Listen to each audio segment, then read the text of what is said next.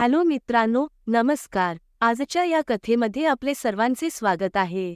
माझं नाव रोशनी आहे आणि माझं वय 23 वर्ष आहे.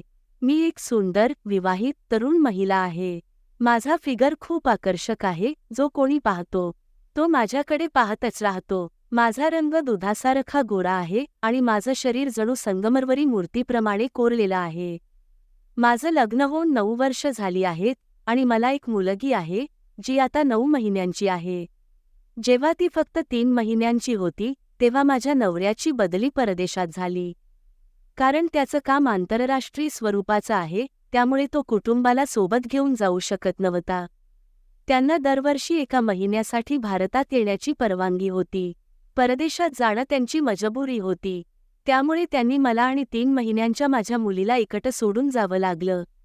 आम्ही एकटे राहू नये म्हणून माझ्या पतींनी माझ्या भावजींना, म्हणजे माझ्या नणंदेच्या पतींना, गावाहून शहरात आमच्यासोबत राहण्यासाठी बोलावलं होतं. माझे भावजी जेव्हा आमच्यासोबत राहण्यासाठी आले, तेव्हा त्यांचं वय 45 वर्ष होतं. ते आमच्या वेगळ्या गावात राहत होते. माझ्या नणंदेचं निधन 2 वर्षांपूर्वी झालं होतं आणि गेल्या 1 वर्षापासून ते गावात एकटेच राहत होते. भावजीजी आर्मीमधून निवृत्त झाले असले तरी खूपच चपळ आणि कार्यक्षम होते. आर्मीचे शिस्तबद्ध नियम आणि सुसंस्कार त्यांनी अजूनही पाळले होते. गावात राहत असल्याने शुद्ध वातावरण आणि शेतीच्या कामामुळे त्यांचं शरीर खूपच सुदृढ आणि तंदुरुस्त होतं. त्यांच्या वयाच्या 45व्या वर्षी देखील ते 30 वर्षांच्या तरुणांसारखे दिसत होते. पती परदेशात गेल्यानंतर गेल्या 7 महिन्यांपासून भावजी आमच्यासोबतच राहत होते. सुशिक्षित असल्यामुळे त्यांचा राहणीमान, वागणूक आणि पोशाख शहरवासियांप्रमाणेच होता, त्यामुळे ते माझ्यासोबत घरात लवकरच जुळवून घेतले. घरकाम आणि मुलीची देखभाल करण्यातही ते माझी मदत करायचे. मला आणि माझ्या पतींना त्यांचा सहवास खूप आवडायचा. आता माझ्या पतींना अमेरिकेला जाऊन जवळजवळ 7 महिने झाले होते आणि या 7 महिन्यांत सुरुवातीचे 2 महिने मला एकदाही प्रेमाचा खेळ खेळण्याचा आनंद मिळाला नाही. त्यामुळे मी खूप बेचैन राहत होते आणि सारा दिवस तळमळत राहायचे. पण कुणावर विश्वास ठेवावा असा कोणी दिसत नव्हता.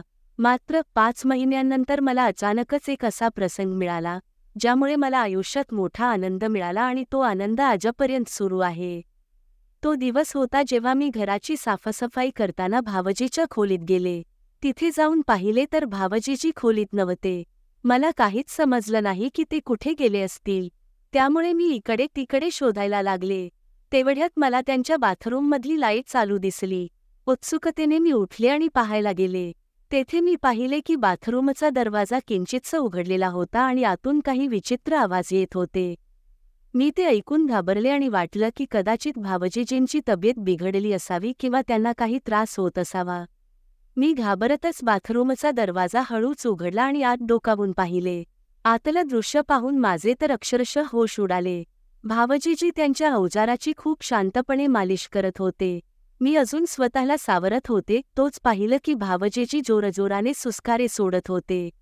हे सगळं पाहून माझ्या तोंडून नकळत मोठा दीर्घ श्वास बाहेर पडला. माझ्या आवाजामुळे भावजीजींनी मागे वळून पाहिलं आणि मला पाहताच रागाने म्हणाले, "तू इथे काय करतेस?" भावजीजींचा रागाने भरलेला आवाज ऐकून मी घाबरले आणि काही न बोलता तिथून पळून गेले. त्या घटनेनंतर 2 तासांपर्यंत मी त्यांच्यासमोरही गेले नाही. पण दुपारच्या जेवणाचा स्वयंपाक करताना माझी मुलगी त्रास देत होती, त्यामुळे मला मजबुरीने तिला भावजीजींकडे देण्यासाठी जावं लागलं. तेव्हा भावजीजी अगदीच सामान्य वागले. हे पाहून मला थोडा दिलासा मिळाला आणि मीही पुन्हा त्यांच्यासमोर सहज येऊ लागले व नेहमीसारखं वागू लागले. मात्र त्या घटनेनंतर दुसऱ्या दिवशीही मी त्या दृश्याबद्दल विचार करत राहिले. दुसऱ्या दिवशी रात्री झोपण्याच्या वेळी माझी मुलगी खूप रडू लागली. ती काही केल्यास शांत होत नव्हती. त्यामुळे मी तिला भावजीजींच्या खोलीत घेऊन गेले आणि त्यांना तिचं रडणं थांबवण्याची विनंती केली. भावजीजींनी तिला उचललं आणि मला तेल आणून देण्यास सांगितलं. मी त्यांना तेल आणून दिलं आणि त्यांनी मुलीच्या पोटावर तेल लावून हलकेच मालिश करायला सुरुवात केली. काही वेळातच मुलगी शांत झाली आणि त्यांच्या मांडीवर झोपून गेली. मी तिला त्यांच्याजवळ सोडून माझे कपडे बदलायला गेले. तेव्हा माझ्या मनात एक कल्पना आली की जर मी भावजीजींना थोडं आकर्षित करणारं रूप दाखवलं तर कदाचित काही बदल होईल. मी माझे सर्व कपडे बदलून लाल रंगाचा पारदर्शक नाईट सूट घालून तयार झाले. नंतर मुलीला घेण्यासाठी भावजीजींच्या खोलीत गेले. भावजीजींनी मला त्या कपड्यांत पाहिलं आणि ते माझ्याकडे एकटक पाहत होते. त्यांच्या डोळ्यांतील चमक स्पष्ट सांगत होती की ते माझ्या बेतलेल्या जाळ्यात अडकतील. मला फक्त थोडा वेळ वाट पाहावा लागणार होता. मी जेव्हा भावजीजींकडे मुलीला उचलण्यासाठी हात पुढे केला तेव्हा ते अगदी स्थिर झाले. मी म्हणाले, भावजीजी, ही झोपली आहे. द्या, मी तिला बिछाण्यावर झोपवते. त्यांनी शांतपणे उत्तर दिलं, ही आत्ताच झोपली आहे. कच्च्या झोपेत आहे, त्यामुळे तिला इथेच राहू दे. मी परत माझ्या खोलीत आले. मला झोप लागत नव्हती, त्यामुळे मी खूप वेळ तसंच लोळत राहिले.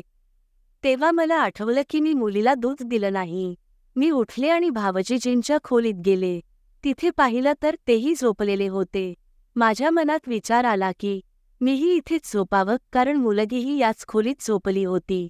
मी त्यांच्या बाजूच्या पलंगावर जाऊन झोपले. मुलीला जवळ ओढलं आणि तिचं पोट भरल्याचं पाहिलं. त्याचवेळी भावजीजी झोपेतच हालचाल करत सरळ झोपले. मुलगी गाढ झोपली होती, पण मला झोप येत नव्हती. मी तिला जवळ घेऊन बसले आणि तिथूनच भावजीजींना पाहत राहिले. त्या क्षणी मला जाणवलं की मला माझ्या आयुष्याचा आनंद घ्यायचा आहे, जणू क्रिकेट खेळून जीवनाचा मजा लुटायचा आहे. मी एकटी असल्यामुळे माझं एकटेपण दूर करायचं आहे. माझ्या आतल्या गरजा पूर्ण करायच्या आहेत. माझ्या पतीच्या अनुपस्थितीत आता मला एका विश्वासू व्यक्तीचा आधार हवा होता आणि मला पूर्ण समाधान देणारा पुरुष सापडला होता. आता मी अधिक प्रतीक्षा करू शकत नव्हते. म्हणून मी माझी सारी लाज आणि संकोच बाजूला ठेवून भावजीजींच्या जवळ जाऊन बसले. काही वेळाने भावजीजी हालचाल करू लागले. मला वाटलं की त्यांचा हात माझ्या डोक्यावर आला आहे आणि ते जागे झाले आहेत. त्यांच्या या हालचालीमुळे मी थोडीशी घाबरले. माझी अवस्था बिकट झाली होती आणि माझा श्वास अडकू लागला होता. तरीही मी धीर सोडला नाही. साधारण 1 तासाने भावजीजींचा हात माझ्या डोक्यावरून खाली सरकला. त्यांच्या या हालचालीमुळे मला खूप आनंद झाला. मला वाटलं की मजा आता सुरू होत आहे, पण त्याचवेळी भावजीजी उठून बसले आणि त्यांच्या झोपेतून जागे झाले. त्यांनी मला झटकन दूर केलं आणि उठून लाईट लावली. मग ते कठोर नजरेने मला पाहू लागले. मी थोड्या घाबरलेल्या स्वरात म्हणाले, भावजीजी, मी तर तेच करत होते जे तुम्हाला आवडत होतं. त्यांनी रागाने उत्तर दिलं, मी असं कधी सांगितलं होतं? तुला असं वागायला नको होतं. मला माफ कर. भावजीजी पुढे म्हणाले, मी आजपर्यंत तुला कधीच काही आदेश किंवा संकेत दिले नाहीत. मग तू हे का केलंस? मी शांतपणे उत्तर दिलं, अहो, मी तर झोपेत आणि स्वप्नात होते. कदाचित त्यावेळी हे सगळं घडत होतं, म्हणून तुम्हाला काहीसं असं वाटलं असेल. मी पुढे म्हणाले, भावजीजी, जर मी काही केलं तर त्यात काय मोठं झालं? इशाऱ्याला तुमचं शरीर समजून मी तुमची सेवा केली असती, तर तुमचं स्वप्न आणि माझं कर्तव्य पूर्ण झालं असतं. अरे, तू हे का समजत नाही आहेस? ते म्हणाले. मी निरागसपणे म्हणाले, मी काय चुकीचं केलं? त्यांनी अजून काही बोलण्याआधीच किंवा गोष्टी अधिक बिघडण्याआधी मी उठून उभी राहिले आणि त्यांना पुढे बोलण्याचा कोणताही संधी न देता त्यांच्या पायांना पकडून खाली बसले. तर मित्रांनो, ही गोष्ट तुम्हाला कशी वाटली? आशा आहे की तुम्हाला आवडली असेल. जर आवडली असेल तर कृपया लाईक करा, सबस्क्राईब करा, शेअर करा आणि कमेंट करून तुमचं मत नक्की कळवा. बेल आयकॉन नक्की दाबा, जेणेकरून पुढील व्हिडिओचं नोटिफिकेशन तुमच्यापर्यंत पोहोचेल. व्हिडिओ पाहिल्याबद्दल मनःपूर्वक धन्यवाद.